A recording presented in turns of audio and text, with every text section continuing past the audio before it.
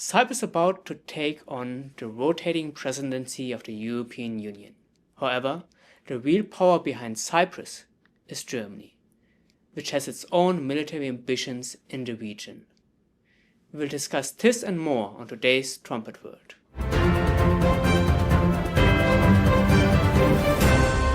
In just the past 2 years, the Middle East has witnessed the war between Israel and Hamas, the violent overthrow of the dictatorial Assad regime by other extremist groups, US airstrikes targeting nuclear facilities in Iran, and numerous other conflicts. Tensions in the region are so high that even the slightest provocations could ignite a major conflict. Yet the president of Cyprus wants the European Union to get more involved in the region. You very correctly describe the situation with the European Union. We are absent from the region. And that is why, during our presidency that starts on January 1st, 2026, is to bring the European Union closer to the region. And that is why, to give you also something which is not known, on April 23rd, we are planning to organize in Cyprus a meeting of the 27 leaders of the European Union with all the leaders of the countries in the region in Cyprus. For example, we're in favor of having substantial progress on the EU-Turkey relationship. I told you, we cannot change geography. I prefer to have a neighbor that is close to European Union instead of a neighbor that follows other dangerous paths. So if we want to have a geopolitical European Union, you need to be at the same time to be in a position to deal with Ukraine, but also with the Middle East. I fully understand the importance of Ukraine, the security issues of Ukraine. But if we cannot have also a role in this region, which at the end of the day is in the neighborhood of the European Union, we should not aspire a geopolitical role. And something else, the third point, and I finish with the European Union. We are in a process of changing as a European Union. With me today is an international lawyer and the Secretary General of a political party in Cyprus, the United Cyprus Republican Party, Nicolaos Komnenos. Welcome on the show. Thank you for inviting me here. Thank you. Yeah, it's nice to talk again. In our introduction, we were playing a clip of the Cypriot president, and he talked about wanting to get the European Union more involved in the Middle East. He will be holding the presidency, the rotating presidency of the European Union, and that's one of his main goals. Can you give us some of the details of what he's planning in the European Union presidency, and specifically about that point of trying to get the European Union more involved in the Middle East? Well, my personal opinion is that the presidency, the rotating presidency, is nothing special. Cyprus was involved in this position, I believe, in 2012 during Mr. Christofias as president.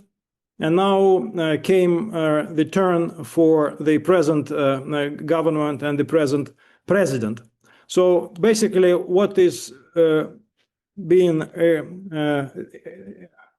in this position is to be a messenger between European states, and I believe the most important part of this at the moment is to secure a high defense budget for the European Union, and the president of Cyprus is very vocal about that. He put security on the top of the agenda. So his main priority will be definitely to be a messenger between France and Germany. I believe both nations, France and Germany, for some reason decided to weaponize politics and to do some warmongering in Europe to dramatically increase the budget for defense of Europe. And it started not today, it started during the first term of the President Trump, who reduced the funding of the United States Armed Forces in Europe, and it was a signal for the European elite to find the way for survival and to increase the military spending. And now the president of Cyprus, fortunately or unfortunately, will be leading these efforts to convince all the member states to pay more for the defense. Of course, because Cyprus is far away from Europe, the first thing is to convince the Europe that Cyprus is part of Europe, I guess. And that's why the second message of the president of Cyprus is to bring attention to the region. There will be a few summits here, but the key agenda of Europe here is again militarization and convincing Cyprus to join the NATO. For this reason, there was a political party, Volt, established recently, which is very vocal on joining the NATO. And the militarization of Cyprus is ongoing concern. So it's about war, war, and war. This is what it's all about. Yeah, as you said, that the role of the rotating presidency is a bit more ceremonial. And just recently, the president of Cyprus, he went to Germany to actually discuss his priorities for the presidency. And of course, Germany is the main economy in Europe, and it's rising to be by far the largest military in Europe as well. And your president has said that any decisions, any major decisions have to be coordinated essentially with Germany. And that's why he made a trip there. What stood out to you between that meeting between the German Chancellor and the President of Cyprus? For Cyprus, Germany is a key partner in terms of pressuring Turkey for a solution. And Turkey is the most important economic partner of Germany for years, including owing to the fact that 3 million or something Turks are living in Germany permanently. So definitely, Christodoulidis' idea is to pressure Turkey in return to soften the approach of European Union towards visas and custom union. And the pressure on Turkey is to abandon the two-state solution, which was recently introduced to discussion of resolving Cyprus problem.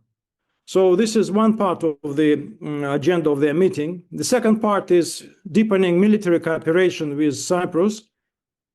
The new ambassador, Hans Peter Jugel, arrived to Cyprus. He is a career diplomat and officer of the German army, very high positioned in different quarters. So this is another sign of deepening military cooperation between Germany and Cyprus. So I believe these two main issues were discussed. And also, of course, the increase of the defense budget of the European Union was discussed as well. Maybe the presence of France and Britain in Cyprus was discussed as well, because in the recent interview, Christodoulidis was very clear that the responsibility for Cyprus is with France and Britain. And it is very interesting that the meeting in Berlin was on the 15th or 14th of November, and just 10 days before, the Auditor General of Cyprus issued an anti-corruption report against the wife of the president, who is running a charity. Of course, we must be very clear that there were no allegations of corruption issued, but the timing of this report suggests that there are some forces, probably from France or UK, who are not happy about Germany being present in Cyprus. This is my personal opinion, but this is events on the ground in Cyprus. On that first part, do you think there are any developments that show that Turkey is willing to accept a united Cyprus anytime soon, or even Cyprus joining NATO? Mike Pompeo, the former foreign minister of the United States, was in Cyprus 2 weeks ago. And he articulated the idea of incentive in politics. And the same idea apparently shared by the president of Cyprus, who is saying that Turkey must have incentive to offer a solution to Cyprus, meaning united Cyprus or federalized Cyprus. So what incentive can be given for Turkey? I really don't know. But as things stand at the moment, Turkey is vigorously opposing the United Cyprus, and they want a two-state solution to be implemented. Okay, and that second aspect of militarization, last time we had you on the show, we did talk about the updating of the military bases in Cyprus so that they can host the foreign troops, European Union troops, for example, German troops. More specifically, we already have a United Nations mission that has been stationed in Cyprus with foreign soldiers there. Of course, there's also British military bases. But it seems like Germany is getting more and more involved in the militarization and even the updating of the Cyprus military itself with German equipment. For example, a new helicopter, combat helicopter, has been sold to Cyprus. Can you inform us any more about the efforts to try to sync the Cyprus military with Germany and the European Union? I would say that German military is not visible, but the Israeli IDF military is definitely visible with the Israeli jets overflying Cyprus regularly. And the British jets are also in the air instantly, surveying Gaza area, etc., etc. So the British and the Israeli army is here.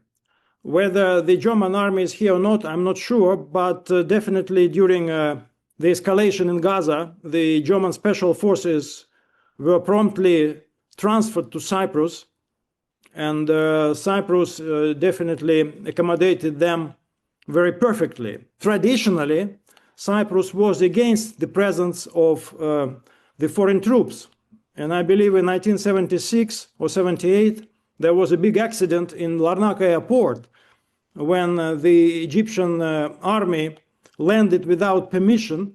And in fact, President Kyprianou, I guess, if I remember correct, he ordered to open fire on the Egyptian army. And a lot of Egyptian soldiers were killed in Larnaca airport.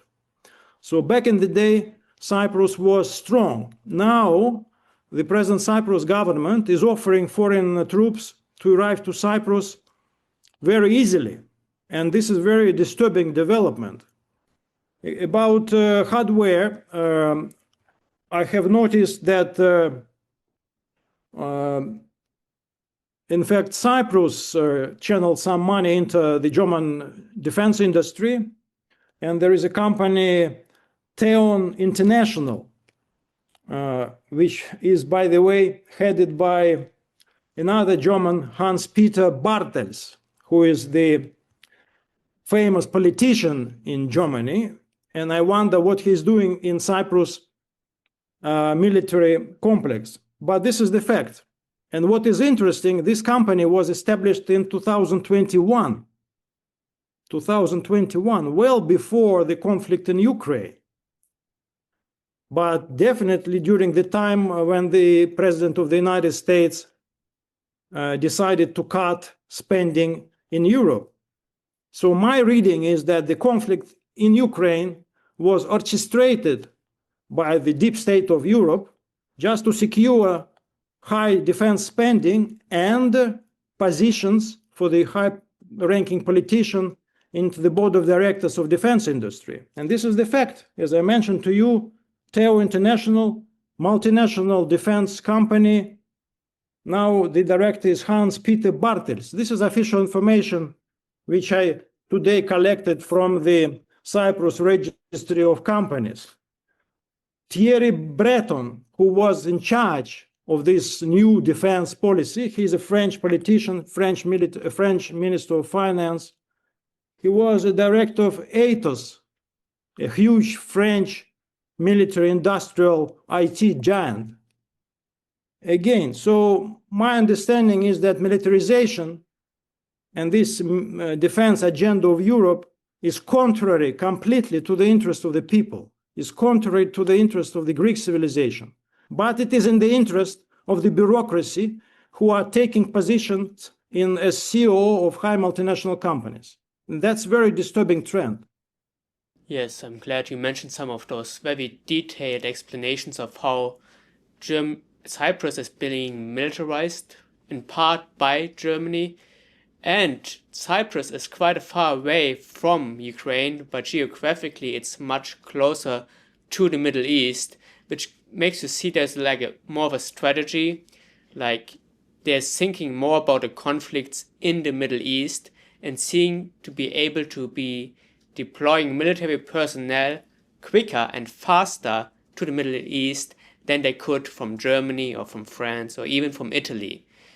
So just putting those things together, the increased interest in the Middle East, the increased strategic operations in Cyprus, the military connections that they are building, do you think that the people in Cyprus, or are you personally concerned that you might be getting involved in the conflict in the Middle East? I would quote a famous politician and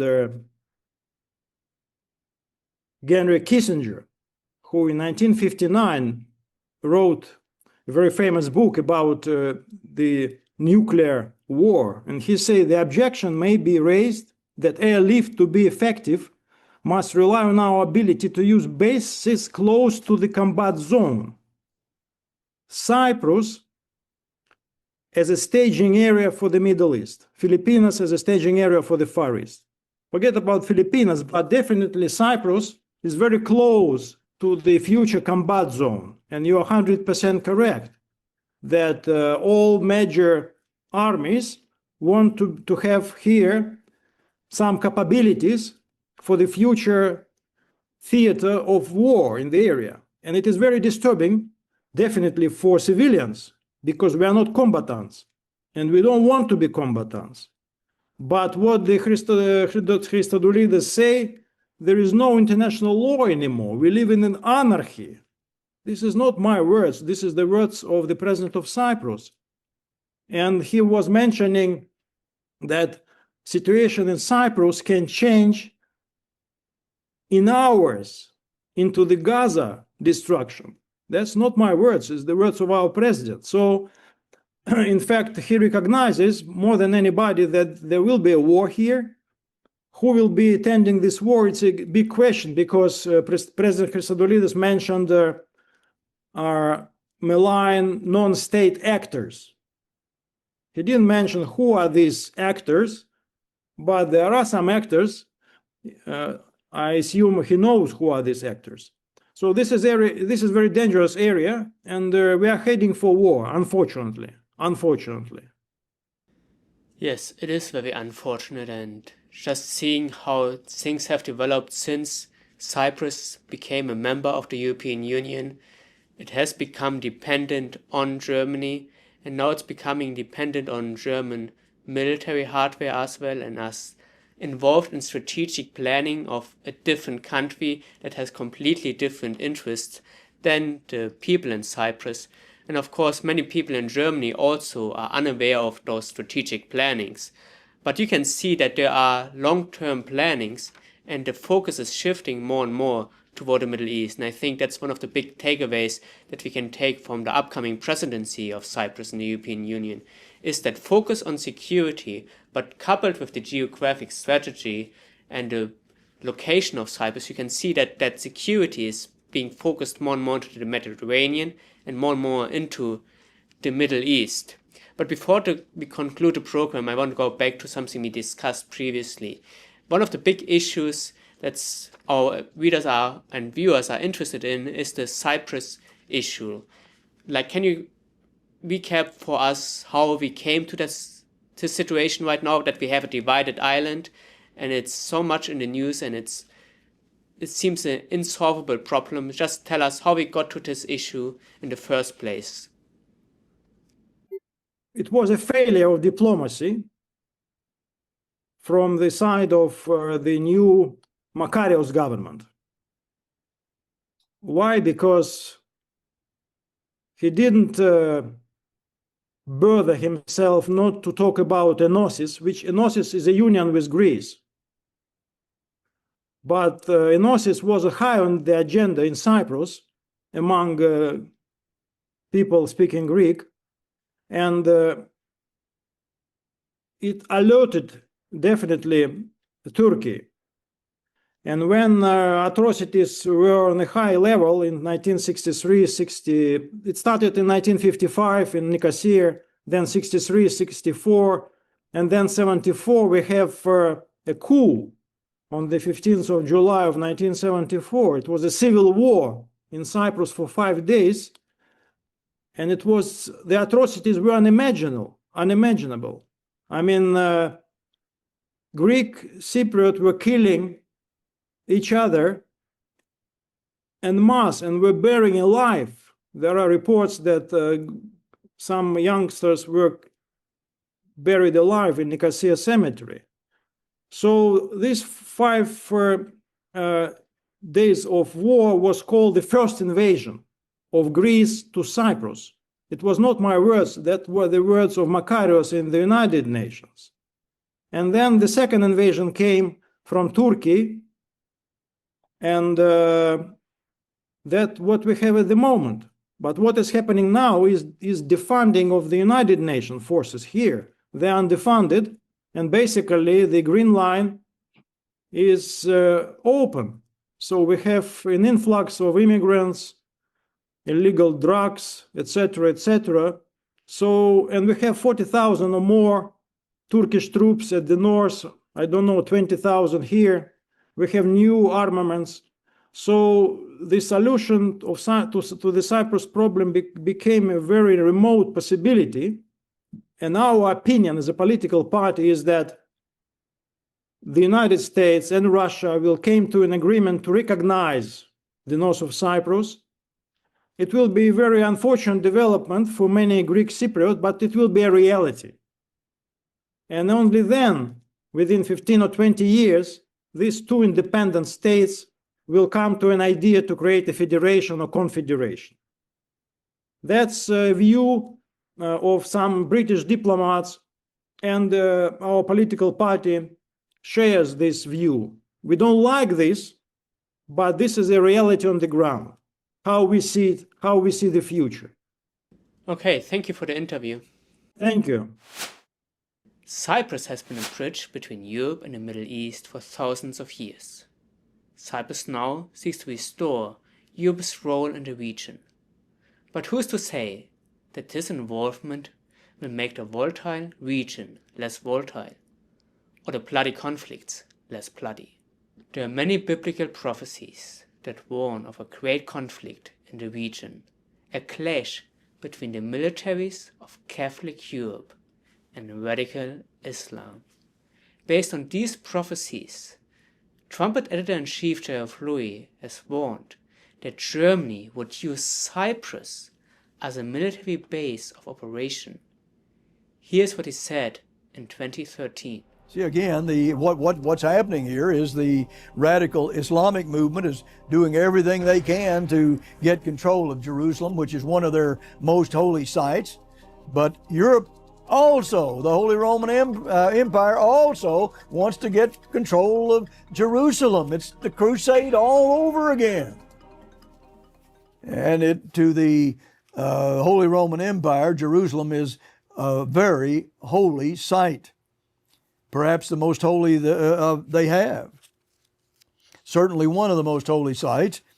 But this article says, as an EU member nation, Cyprus offers key forward geostrategic military base and a virtual island aircraft carrier for these coming missions. Due to the proximity of Cyprus to the whole Middle East region, European fighter jets can very easily cover much of the region without refueling.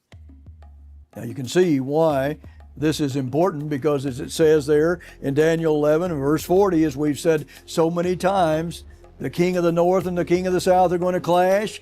The king of the south, that is led by Iran, is going to push at Europe, led by Germany, and Germany is going to come against them like a whirlwind and destroy them. But that's not going to end their path of destruction.